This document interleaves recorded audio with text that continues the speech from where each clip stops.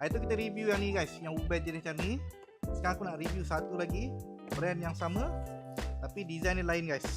Okey, ni dia Uben E7 Kalau yang ni dia G5. Ikutlah untuk korang punya penggunaan. Yang ni adalah yang jenis E7. Yang lama ni dia 400 lumen tau.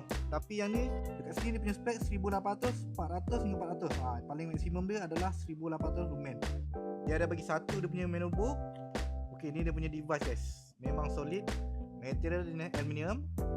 Ada satu tempat penyangkut ni untuk korang sangkutkan korang punya bag ke, korang punya topi ke kan, macam ni kan. Kita boleh sangkutkan dekat topi ataupun dekat seluar.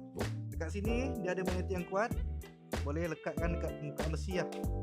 Okey, kat dalam ni dia ada bagi satu dia punya charger cable type C, satu dia punya lanyard. Dia ada bagi dua extra oil seal dengan rubber ni. Semestinya lampu ni dia waterproof lah. Okey, kita kena cabut dulu dia punya stiker ni. Untuk dia punya spek bateri 18350. Bila bateri dah habis, kau boleh charge mula menggunakan charger cable type C. Sini ada button on lah.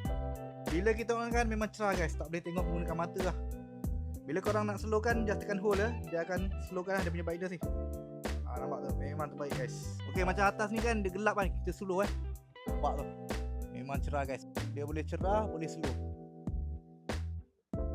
Memang terbaik So untuk abang-abang aktiviti malam lampu ni memang sangat sesuai guys. Harga dia memang murah, boleh tekan link kat bawah.